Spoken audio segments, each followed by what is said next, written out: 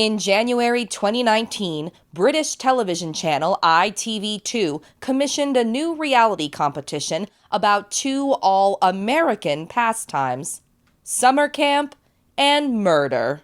9 months later, in October 2019, Killer Camp's first season premiered in the UK. Then another 9 months after that, in July 2020, it aired on the CW in the US. Why am I talking about it more than 3 years later? Because I like the show. And the entire first season is only 5 episodes, so I figured I could probably finish this video before Halloween. Did I do it? Inspired by iconic 1980s slasher flicks and the comedy horror genre, Killer Camp displays its influences louder than a bugler announces wake-up call. Which is great, because it means I can describe the show just by naming other IPs that already exist. It's part Friday the 13th parody, part Scream homage, part John Hughes movie, part Survivor-style social strategy game, part The Mole-style saboteur sniff-out, and part Mafia. The game, not the people. Parts of the format are also similar to reality comp flops, like the perfectly titled but terribly conceived Whodunit, or the terribly titled and terribly conceived 13 Fear is Real. Killer Camp is set at the unaptly named Camp Pleasant, where 11 campers expect to film a show called Summer Camp. Only after their arrival, and a surprise boat explosion we'll talk more about soon, does the cast learn that, pending their signing of a second release form, they're actually participating in Killer Camp, an aptly named week-long horror competition. There's a killer in the cast, and every night they'll choose another camper to murder. Each episode features 3 competitions for various prizes, incorrect but impassioned accusations about who the killer is, and a surprisingly cinematic death scene. At the end of the week, whichever campers are still alive vote for who the killer is. If the innocents are right, they win money. If they're wrong, the killer wins. Money. Before making a reality horror competition show, there's one question to be asked. How do you make a reality horror competition show? First, shoot the series in the same Lithuanian forest where another British horror competition called Release the Hounds already filmed. Really, it's a square-mile clearing inside a Lithuanian forest, which creates a claustrophobic feeling and forces unusual filming schedules. While making Killer Camp, it didn't get dark until midnight, so filming happened daily from 2 p.m. to 2 a.m., meaning the cast was shooting the scariest scenes, their deaths, in the middle of the night in the woods. Second, on that clearing in that forest, build a detailed, stylish summer camp set, and utilize local features like a lake, just in case people didn't pick up on the Friday the 13th reference yet. Third, hire the perfect host. Bobby Mayer is a Canadian comedian based in London. In Killer Camp, he plays the role of an unhinged camp counselor with mommy issues better than anyone should be able to. They're a really good group, Mommy. Do we have to hurt them? He also has the most important job, telling the story of how each camper gets killed. Needless to say, descriptions and footage of goofy deaths, some featuring fake blood, will follow throughout the rest of this video. Fourth, promote the series as a special Halloween event. In its original UK run, the entire first season, all 5 episodes, aired Halloween week, culminating with the finale on October 31st itself. Of course, it was confusing when the show's original US run aired weekly during summer. Happy Halloween, campers! But I'm letting my Americentrism show.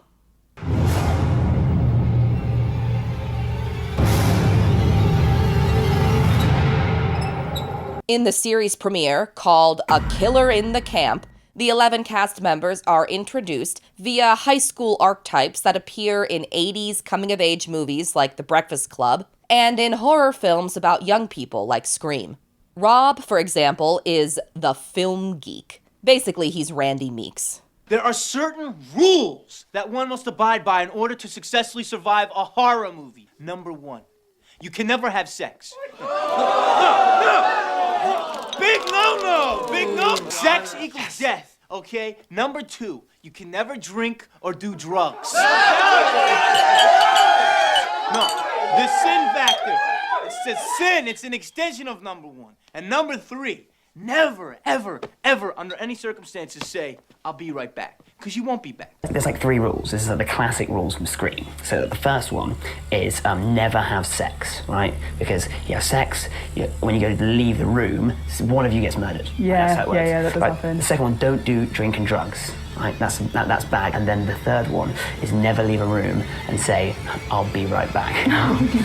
Rob also works at a cinema when he's not at camp, so some archetypes tie into the cast's real life too. Fergal works as a nanny and is the nice guy, but not in the milady way. Jax is the joker, and he is funny sometimes. But 11 archetypes is a lot to think up, and some aren't so succinct. Carl is dressed like the jock in a Letterman jacket, but he's labeled the tough guy to differentiate him from Warren, the gym bunny. And Warren is dressed like he's about to fundraise at a car wash. Sean is the beauty queen, even though she's in a cheerleading uniform. Holly is the outsider, seemingly only because she has a leather jacket, or she fit into one the costuming department had. But at least these are all, more or less, still 80s movie archetypes. Not everyone gets so lucky. Eleanor is the diva of the dance team, I guess? Nuri is the music nerd because every horror movie always has a music nerd who wears one-strap overalls. Sam is the vegan because he's vegan. Not an archetype, just a fact about him. Lastly, there's Rosie. Judging by the football jersey she's wearing, it's easy to figure out that she's the forensic nurse? Why give her the costume if her title is going to be her real-life job? The campers must use paddle boats to reach counselor and host Bobby across a lake. Most seat 2 or 3 campers. On the Swan boat, sparks fly between tough guy Carl and beauty queen Sean after Sean pulls a move I've come to call the Cassidy Joe. My art is like, honestly, feel it. What's Fergal? My heart's racing. Is it? Feel it. Just relax. Give It's me all your right. hand. It's all right. It's all right. Relax. Can you feel it? Yeah. Yours isn't? No, I'm good. Okay. Fergal ends up on the only solo boat, and on top of that, it's broken. As the other campers arrive on shore, Fergal's boat is still stuck in the middle of the lake, so Bobby leads the group in an encouraging chant. Let's just do a chant to try to encourage him at least, okay? What's the chant? Lazy little camper. Lazy little camper. Lazy little camper. Lazy little camper. Lazy little camper. Lazy little camper. Lazy little camper. Lazy little camper. Lazy little camper.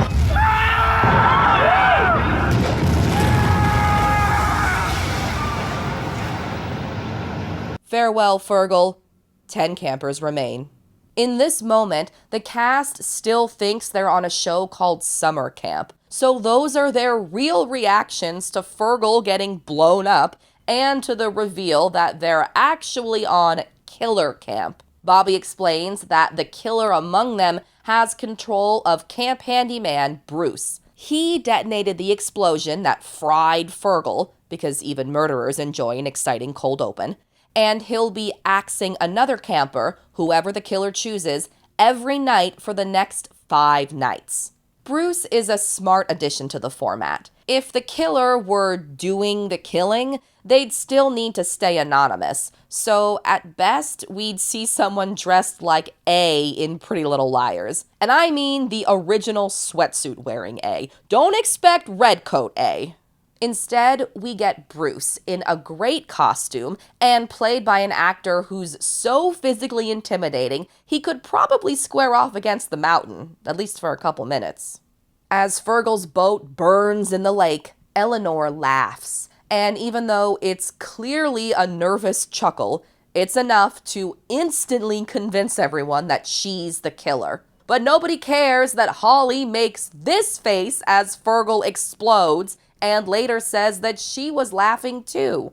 If the campers successfully identify the killer and win money during camp activities, then they'll split a share of, at most, $15,000, which might be enough to cover the cost of their flights home. But they'll need to be tough competitors and keen observers, because the killer will be secretly sabotaging camp activities to win money for themselves. The cast gets their first chance at cash during a game called I Carried a Watermelon. Pairs of campers are tethered together, then try to walk up a slippery hill to deposit watermelon juice into a container at the top. The more juice in the container, the more money won for the camp. Out of a possible $3,000, the campers earn $1,150. The killer earns $1,850, and Bobby earns my adoration for his funny commentary. Their strategy is walking slowly and occasionally falling over. Not strong. That's the worst of it over. This is like the end of Platoon. Even though it's impossible to tell if anyone sabotaged the game, since almost everyone performed terribly, the group singles out Eleanor again. Partly because she momentarily didn't want to get into the muddy water, then did anyway. And partly because once people decide something, even if their opinions are based on nothing, it's really hard to change their minds. Back at the bunkhouse, a foot rub escalates the flirting between Carl and Sean. Don't get excited, it's Carl's foot, not Sean's. Like, it's meant to be chillied and jolly. She's looking after me, isn't she? She's doing a good job. They're not the jock and the cheerleader. They're the even more famous pairing, the tough guy and the beauty queen. At the next camp activity called Shock Horror, the cast doesn't compete for money, but for 5 clues to the killer's identity. The campers are split into 2 groups of 5, then race to build the tallest log tower. But they're also equipped with a lever that, when pulled, delivers an electric shock to all members of the opposing team. Each camper on the winning team, which turns out to be the pink team, receives 1 clue. Warren learns the killer used to collect stamps. Eleanor learns the killer's favorite school subject was art. Sam learns the killer's guilty pleasure is Avril Lavigne. Rob learns the killer's favorite food is Thai food. And Carl learns the killer's favorite celebrity is Danny DeVito. Are the clues meant to be legitimately helpful? Does someone have a Frank Reynolds tattoo? Does someone's breath smell like stamp glue? How are random security question factoids that'll only come up if the killer wants them to come up supposed to help the innocents? Plus, people can lie about the clues they get. Not many do, but it's still on the table. At the episode's final camp activity, the cast competes for the immunity woggle. They're each outfitted with an inner tube, then jump between floating platforms in the lake and try to knock each other off. Last camper standing wins safety from the night's killing and can choose a buddy who'll be safe too. During the game, Sean cuts her leg, Jax makes this face, and Warren, the gym bunny, wins immunity. He chooses Carl as his safety buddy. Back at the bunkhouse, Rob tells Eleanor that her nervous laughter made her an early suspect among their castmates. That night, everyone dons their archetype costume and heads to the campfire, where someone is about to die. Bobby explains that the killer has selected 2 campers to go on a journey, and not for a new era survivor prisoner's dilemma. According to Reality Blurred, only 1 camper was actually chosen by the killer, the camper they wanted to kill. The other was picked by producers based on whatever drama was happening that day. The 2 take a walk in the dark woods. One person's path returns to camp, while the other leads to their horrific murder courtesy of handyman Bruce.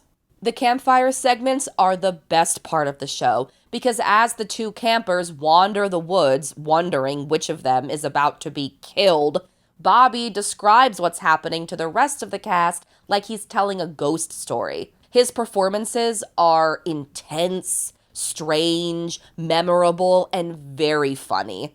Yucky! Gross, gross, gross, gross, gross. Gross, gross, gross, gross, gross.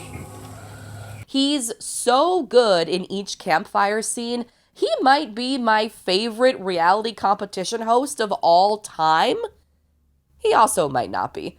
I'm very indecisive, and I love Phil Kogan a lot. Around the fire, Jax names Eleanor when Bobby asks who he thinks the killer is. Then she's one of the two campers picked for a walk in the woods. The other is Nuri, the music nerd, who dies by decapitation while riding a Segway after handyman Bruce installs razor wire at neck height. Eyes open wide, they tried to scream, but they couldn't because the razor wire had cut through their vocal cords and sliced their head clean off. And as for their torso, on the Segway, well, legend has it that it just kept driving for 26.2 miles. That's right. It ran a marathon. Nice to meet you, Nuri. 9 campers remain. The death scenes are a perfect complement to Bobby's storytelling. They're also strange and intense, but silly, too. They add another layer to the word camp in Killer Camp. They've got a high production value look, especially for a reality show, and each episode's victim didn't know the full details of their death until they were filming it. So once again, their reactions and the reactions of the rest of the cast are real. In the second episode, Eleanor finally catches a break when the campers start thinking Rob is the killer because he's too quiet. Then Eleanor takes what used to be Nuri's pillow for herself, and the cast is back to suspecting her. I love when people get into the gimmick of whatever reality show they're on, and I appreciate this cast's willingness to commit to the premise in their confessionals. But it's a pillow. Was it even Nuri's bed if she wasn't alive long enough to spend a night in it?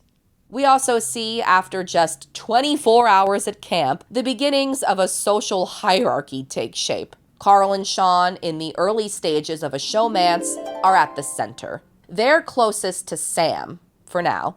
Then Jax and Rosie, who are sort of a duo themselves. Warren thinks he and Carl have a bromance, especially after sharing the immunity woggle with him, but Carl hates Warren for being more athletic than him and for having a crush on Sean. Rob and Eleanor are closest to each other, probably because everyone else thinks one of them is the killer, and Holly, true to her archetype, is kind of an outsider. Or maybe she doesn't get enough screen time to understand her relationships. The camp activity for Cash is called All Tied Up. The cast is tethered together in groups of 2 or 3. Standing in a mud pit, they need to untangle themselves from a log by stepping over and swimming under it, then run up a hill to the finish line. Sean is still injured from the last camp activity, so she doesn't play, and Rob basically doesn't either. When the game is over, he's completely dry from the waist up. His decision to not swim under the log even once raises a ton of suspicion among his castmates, even Bobby. Rob, I don't know if you did much. You're not even wet. It was genuinely hard. Out of a possible $3,000, the cast only earns $1,000, so another $2,000 is added to the killer's pot. Back at the bunkhouse, Eleanor is emotional about people thinking she's the killer. And even though she tried hard at the camp activity and is being vulnerable about feeling on the outs, no one is swayed, because once people decide something, even if their opinions are based on nothing, it's really hard to change their minds. Rob is helping by being so bad at the activities, though.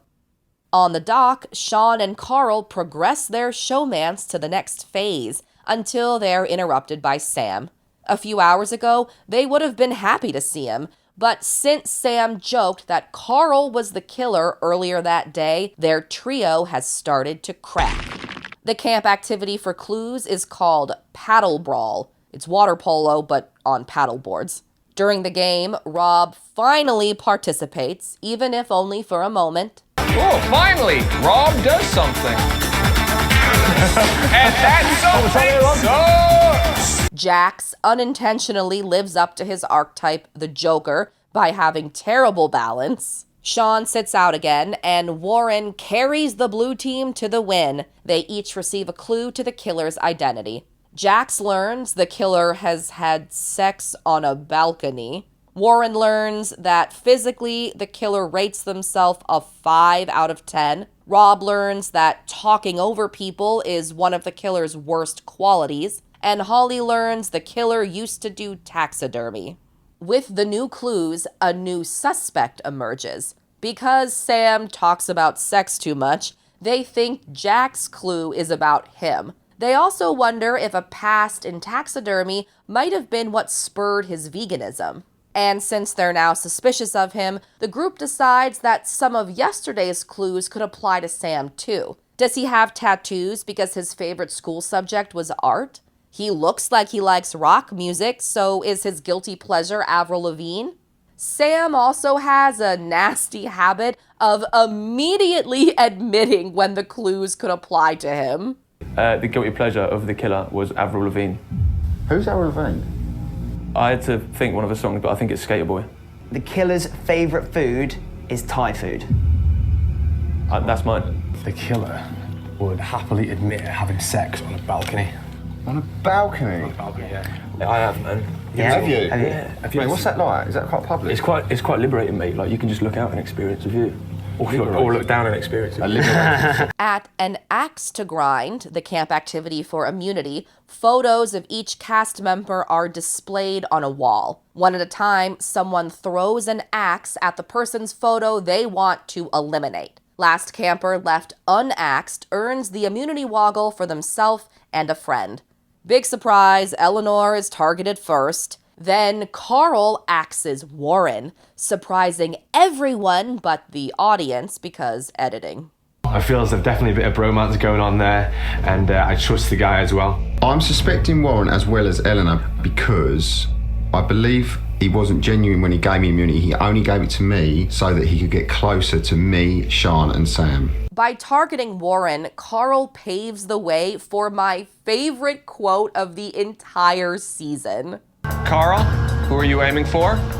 I've got to play it tactically, and I've got to aim for Warren. What's tactical about betrayal, bro? Thank you, Carl. Many axe throws later, Rosie wins immunity and saves Sean with her. At the campfire, the killer chooses the former faux bros, Carl and Warren, to take a walk in the woods. When the trail splits, Warren follows his path to a statue in the middle of a clearing. Say, Bobby, what's the biggest thing about this statue? It's big fucking dick.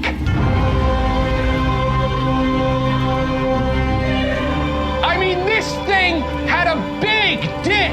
From the shadows, camp handyman Bruce presses a button that causes the statue's giant genitalia to detach, then take off like a rocket right into Warren's eye socket. At least now the episode's title, One in the Eye for the Killer, makes sense. When the scene started, I just thought the statue was gonna fall and crush Warren like he's playing a game of 13 Dead End Drive. But instead, the episode delivers one of the wildest things I've seen on reality TV in the past 5 years. It's up there with all of MILF Manor, with all of The Next Destroyer, and with Laura from Below Deck Down Under. I can't say I thought the huge penis was funny in the way it's intended to be, but I'm glad the show went for it. Wait, am I? Death by a dick in the eye might not be the way Warren the Gym Bunny wanted to go, but it had to happen to someone. Wait, did it? Warren, we hardly knew ye. 8 campers remain. When Carl arrives back at the campfire, Sean jumps into his arms while everyone claps.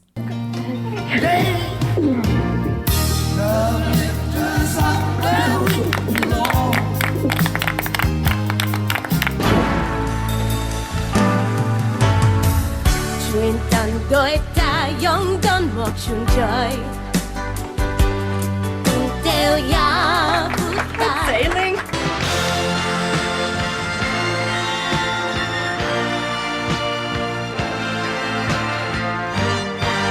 And as the episode ends with several new killers potentially exposed, like Rob or Rosie, who literally asked for Warren's murder. If you are the killer, can you please kill Warren tonight? Bobby reminds everyone to keep being suspicious of Eleanor. I know Warren's gone, but look on the bright side. It's a new pillow for Eleanor! The third episode, A Killer Accusation, opens with the announcement that at the next campfire, the cast will vote for who they think the killer is. But since it's only episode 3 of 5, they've gotta guess wrong, right? The campers' current top suspects are Rob and Sam, which means Eleanor is finally fading from people's radars. As for who Eleanor suspects, she wants to know everyone else's opinions before making her own decision, even though everyone else just spent 2 days accusing her over pillows and laughter. The camp activity for Cash is called Playing with the Buoys, or Boys, as it's Britishly pronounced. I don't know why we're wasting life jackets on these people when we're just gonna kill them later. Buoys are in the lake, each assigned a dollar amount between $50 and $1,000. A map reveals which buoy is worth what. Campers have 3 minutes to each retrieve a buoy and return to the dock. Then they'll try to toss them into a ring in the water. If someone makes the shot, then their buoy is converted into cash for the camp. Any money left over after the activity is the killer's. This is what happens when your show opens with a big boat explosion. All of Killer Camp's games are low budget, but Playing with the Buoys is no budget. We watch people swim, then stand around while they throw 8 buoys. That's it. The segment only serves to make both Rob and Sam more suspicious. Sam grabs the first buoy he finds, which also happens to be the cheapest, because he wants to direct people using the map. But then he guides almost everyone to other low-value buoys. As for Rob, his staggeringly poor performance in yet another camp activity raises eyebrows, something he probably isn't strong enough to do. At the end of the activity, the campers only earn $500, while the killer gets $2,500. Back at the bunkhouse, it's Eleanor's turn to joke that Carl is the killer, but the joke's really on Rob. Rob fancies you. How do you feel about that? No. What do you mean no? No, he doesn't. I swear to you. He doesn't. He does. Yeah, be honest with me here. I'm completely friend-zoned by Eleanor, right? Yeah, probably. Yeah. I know I've got no chance. Yeah, I'll be honest, you probably don't. I'm so sorry. So how do you feel about that? No, I can't. Because I think he might make the moves. No, I mean, you said no. At the camp activity for Clues, Postcard Mortem, the cast is split into 2 teams of 4. Bobby reads tepidly shady comments people made in their confessionals, then teams guess who said it. Revelations include Sean not being sure if she can trust Carl after only knowing him for 2.5 days. Sean and Carl getting mad at Rob for calling their 2.5-day showmance a little bit fake. And Rob getting roasted about his Eleanor crush again. To Mum, making the best friends at Camp Pleasant, and I do fancy Eleanor a lot. Wish you were here. Love. I know who I think that is. I think it's Rob. It's our Rob. How does it make you feel if it was Rob? I don't know. There are a lot of good-looking girls here. I'd probably fancy all of them. That's Rob. Well, Holly just moved away. Postcard mortem makes the activity with the buoys seem downright thrilling. There's no serious tension among the cast after only a couple days, so the biggest drama to come out of the game is that Jax is kind of upset after Carl says he likes to commandeer the conversation. And it's not even that Jax disagrees, he just doesn't like that Carl pointed it out. After several rounds, the blue team correctly identifies the most quotes, so they win 4 clues to the killer's identity. Rob learns the killer hates peas. Carl learns the killer wanted to be an astronaut when they were little, which the cast interprets to mean the killer is a man, since most astronauts are men. Sam learns that people assume the killer isn't straight, and Holly learns the killer can't live without films. The campers collectively and arbitrarily decide that the film clue is their most important, partly because it reaffirms their belief that Rob could be the killer, partly because it came from Holly, who is apparently Rob's closest friend in the cast, so everyone believes it because why would she want to incriminate him? With a vote coming up instead of a killing, there's no immunity activity. The cast heads straight to the campfire, where Rob and Sam tried to convince people that the other is the killer. Then everyone votes. In the end, Rob, the film geek, can't overcome the fatal clue that the killer loves films. The campers vote him guilty, but because this is only episode 3 of 5, I know they're going to be wrong. Are you the killer? Or are you innocent? I can reveal that I am the killer. Huh? Rob explains that he killed Warren because he was winning too much money for the camp, and Nuri because she was absolutely no use to him, which is even meaner than murdering her. Rob also reveals that all the times people accused him of sabotaging the activities, he was sabotaging the activities, and that he lied about one of his clues to the killer's identity. He changed the killer's favorite food from steak to Thai food to incriminate Sam.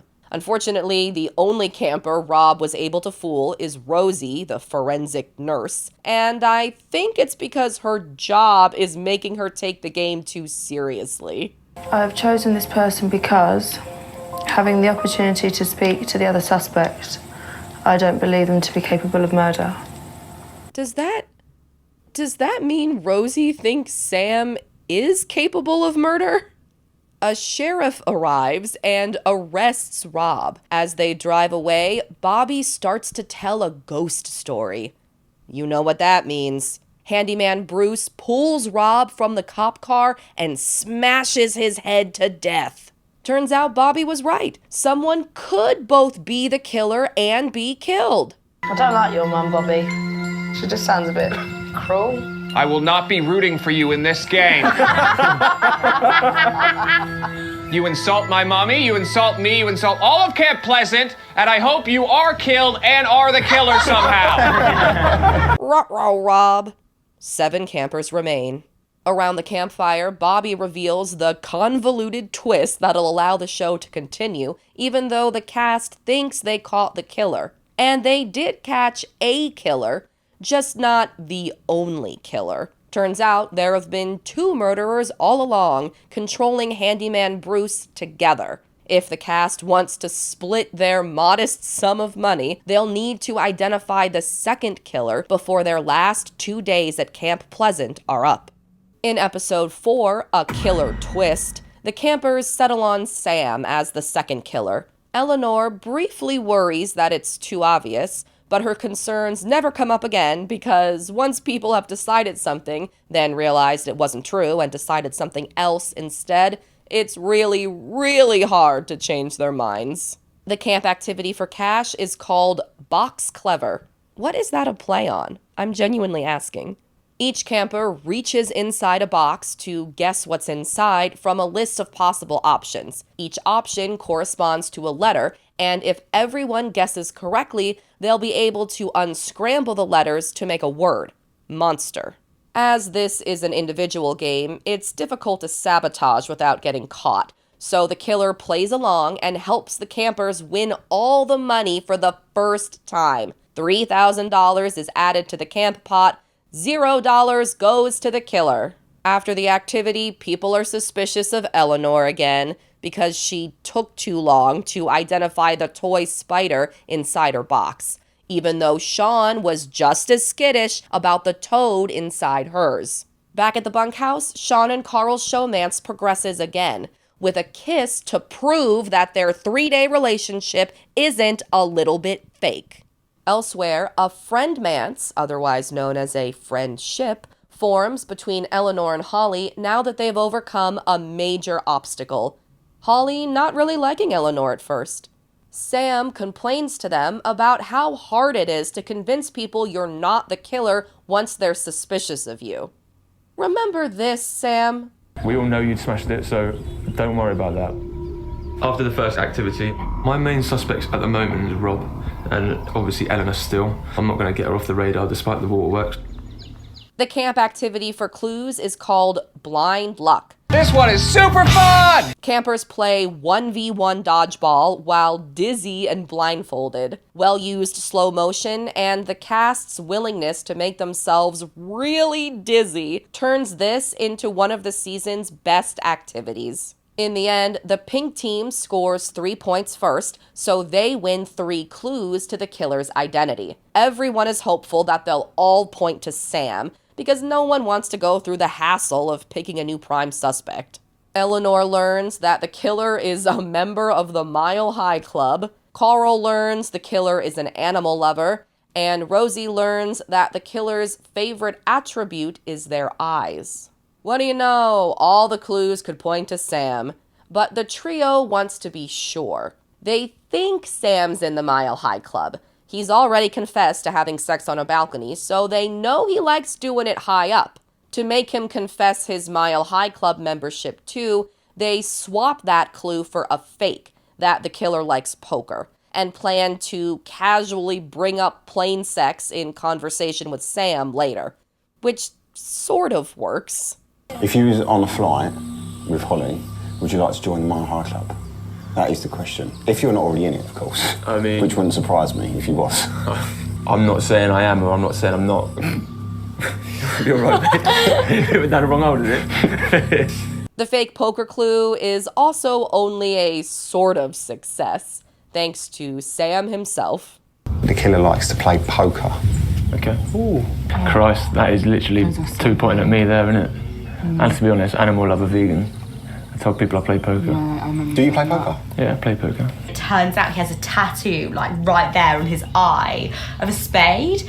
And we just didn't know what to do. Because the plan was to try and not make it so obvious that we thought it was him. And it was just like, it was still him, basically, with the clue we made up. The last camp activity for immunity is called Hold a Grudge. Each camper uses a wooden pole to balance a bucket of blood above their head. Bobby spins a wheel with penalties on it, or forfeits, as they're Britishly called. Things like hop on one foot or spin around, to be completed without dropping your blood bucket. The campers choose who will take each penalty. Last person left wins the immunity woggle for themselves and a friend. Right away, people target Eleanor for old time's sake, I guess. But karma comes for them all when Holly wins the immunity woggle and saves Eleanor with her. That night at the campfire, Jax and Rosie are chosen to take a dark walk in the woods. When the trail splits, Jax returns to camp while Rosie finds an outdoor spa in a clearing. As she sits in a hot tub eating grapes and listening to Relax by Frankie Goes to Hollywood, handyman Bruce appears behind her holding a big boombox. He drops it into the water and Rosie is electrocuted dead. Within a few seconds, the camper was charred, fried, poached, and fucking boiled. It looked like a tomato beef stew. Rest in peace, Rosie. 6 campers remain. In episode 5, called A Killer Finale, it's everyone's last day at Camp Pleasant. Carl and Sean progress their showmance to the final stage. realizing that in a few hours it'll be over, and also that one of them might be revealed as the killer. But what if it turns out that you're the killer? What? I know. Are you mad?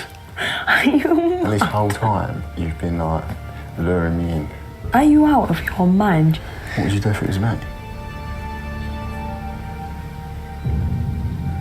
The last camp activity for Cash is called The Last Supper. Campers are paired up, then each team has 3 minutes to earn money by eating gross stuff. Jax and Carl feed each other hot dogs, Eleanor and Sam drink onion milkshakes, and Holly and Sean eat apple plum pie covered in hot sauce. By the end of the activity, there's more money in the camp pot than the killers for the first time all season, despite a conspicuously bad performance from Carl. In his 3 minutes, he eats only one regular plain hot dog, compared to Holly and Sean, who both eat a quarter of the hot sauce pie in the same amount of time. Out of a possible $15,000 over 5 camp activities, the innocents earned $7,550, while the killer earned $7,450. Back at the bunkhouse, Sam hopes that drinking 3 onion milkshakes in 3 minutes and helping earn $1,000 for the camp in the process was enough to prove to his castmates that he's not the killer. But they're already so sure it's him, they think his strong performance was a last-ditch attempt to not seem suspicious. Some question Carl's inability to eat more than one hot dog from Jack's hands, but he's competed well in all the other activities. Everyone but Sam quickly moves on. At Double Cross, the camp activity for clues, the final activity of the season, the campers are split into 2 teams of 3 and separated onto 2 docks. Campers hop across floating platforms in the lake to retrieve flags on the opposite dock, while a member of the opposing team tries to knock them into the water. First team to collect 5 flags wins the final 3 clues to the killer's identity. This last activity offers more of what the other water-based games have offered. Montages of Jax falling into the water, and me going like this as people hurt themselves on the slippery wooden platforms. After falling behind for most of the game, the blue team stages a comeback to win the clues. Sam learns that the killer goes to the gym 5 days a week. Eleanor learns the killer lied about their job, and Holly learns the killer is scared of spiders. 2 of these clues incriminate Carl, 1, Diane Keaton. Carl's talked very little about his job as a personal trainer, and he's got the biggest muscles. But because the gym clue comes from Sam, and the cast is already convinced he's the killer, everyone thinks he's lying to frame Carl. And even though Sam remembers Carl talking about a job in sales, not personal training, earlier that week, because the cast is already convinced he's the killer, everyone ignores him. To help his case, Sam tries to catch Carl being scared of spiders, but instead, Carl catches Sam trying to catch him. Oh, mate, I swear I just seen a massive spider on that table. Maybe not. Right. My clue was the killer is scared of spiders. Was that the spider shout trying to make me jump? I've just seen if any of you did, to be honest. At the final campfire, Sam hopes to convince the cast he's not the killer, to make them see that the reason his so-called ally Carl never defended him is because it's Carl who's the killer. Does it work? Not at all. Sam votes for Carl, and the rest of the campers unanimously vote for Sam. I can reveal that I am not the killer. Would the killer reveal themselves?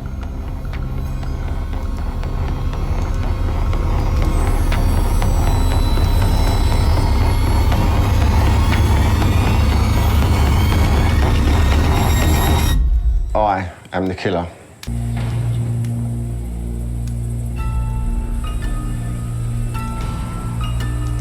Carl explains that he was sabotaging when he only ate a hot dog and a half in 3 minutes, that he pretended to not know who Avril Lavigne is and to be prudish about the balcony sex, that he's a car salesman, not a personal trainer, and that he lied about one of his clues. Instead of revealing that the killer's first car was a Mini, he said the killer is an animal lover to keep people focused on Sam. But most of all, Carl understood that Killer Camp, like so many reality competitions, is a game about being liked. If you become a likeable person, people will genuinely trust you. I think that the problem that Sam had was he was so fucking annoying that people didn't like him. Bobby gives Carl a duffel bag full of cash while everyone else waits for filming to be over. The cast walks away from the campfire while Bobby and handyman Bruce wish the audience a mid-August happy Halloween. As the 5 innocent campers drive away from Camp Pleasant, Bruce detonates an explosive because, of course, they can't actually leave. Carl played an impressive game, but he also had a lot of advantages, like Rob's identity as the first killer. The cast collectively decided he was guilty, and they were right, so it made people confident when they collectively picked Sam as the second killer. Rob's game also plays out oppositely to Carl's. It's like his 2 roles in the show were to get caught and to make Carl look good. While Carl shields himself inside a showmance with Sean, Rob tries to do the same with Eleanor, but fails. Rob performs so poorly in the camp activities, Carl barely has to sabotage anything to earn money. And while Rob's fatal clue, that the killer loves movies, convinces the cast he's guilty, Carl convinces the cast that his fatal clue, the killer's gym routine, is a lie made up by Sam. Throughout the season, Carl gets lucky, too, like all reality competition winners need to. He benefits from the fact that Sam, the group's prime suspect, is an awkward, unlikable guy. Do you want a hand? Whose ego, or something, makes him repeatedly announce when clues about the killer's identity could apply to him. Carl's also lucky that Warren, the one cast member he has a personal problem with, is the camp's best competitor, so Carl has a built-in reason to kill him without seeming suspicious. Everyone else frequently reiterates how much they trust Carl and how little they suspect him. Sean and Carl just seem a little bit too genuine for me. Everyone else seems really sort of on edge, whereas they're sort of like, well, I'm innocent, so there's no reason to panic. I need to trust my gut, and my gut is telling me it's not Carl. The situation with Carl is, I do really like him. I 100% HP, trust him. Multiple people make jokes about Carl being the killer to Carl. That's how ridiculous it seems to the other campers. I am looking at you differently. How? We won the money. You are the killer. Joking. I reckon it's Carl. No. No way. I'm not gonna lie, I did think it was you at first, but then after that challenge, you were like properly trying hard. I was like, there's no way. I was dragging her Yeah, up I was the like, he's like safe now. But Carl's biggest advantage is the show's format. If you're innocent, the best way to survive is to perform sort of poorly in the activities and never honestly reveal who you think the killer is. Anyone winning too much money for the camp or anyone voicing too accurate suspicions can easily be killed. Also, as the campers' numbers dwindle, they get less clues to the killer's identity. There are 5 clues in the season premiere, but only 3 clues in the finale. And the killer can lie about any clues they receive, something Carl does to successfully cast more suspicion onto Sam. But even if the game was too easy for Carl, I guess it's more satisfying to watch one person win approximately $7,500 than watch 5 people split approximately $7,500. Right? After Killer Camp aired in the US, the CW commissioned a second, longer season not affiliated with ITV2 or most of the crew behind these 5 episodes. I haven't watched it yet, but I'm hoping it'll feature a handful of small format changes, things that balance the power between the killer and the innocents. Also, I want a female killer. We've got a female Titan, why not a female killer? According to the rampant true crime industry, they do that. But mostly, I hope the CW's second season leaves Killer Camp's presentation untouched. Bobby is a fantastic host, Bruce is a frightening henchman, Camp Pleasant is a fun setting. I even like the low-budget camp activities because they leave money for a jukebox soundtrack full of 80s hits, and more importantly, for the high-quality death scenes that set the series apart from other reality competitions. The cast also seemed to enjoy making the show, and per a Q&A video Holly uploaded to her YouTube channel, they've all hung out post-filming. Really, I don't have a lot of criticism about Killer Camp. It's a British reality horror competition filmed in Lithuania, hosted by a Canadian comedian that aired in the summer in the United States 4 years ago. What's not to love? I'm already looking forward to making a video about the CW's second season next Halloween a year from now. Count on it being twice as scary as this video, because nothing is more terrifying than the passage of time. Thanks for watching. I've wanted to make a video about an entire season of a TV show for a while, and I've started making several, but I always convince myself partway through that I'm not clever enough to entertain people for that long, or that I shouldn't bother because other videos about the same shows already exist. I'll find any reason to not put myself out there. So finishing this project is a big victory for me. Thank you for being here. If you're so inclined, please like and subscribe, and come back in a few weeks for a video about the first half of the first season of House of Villains. See you then. Bye!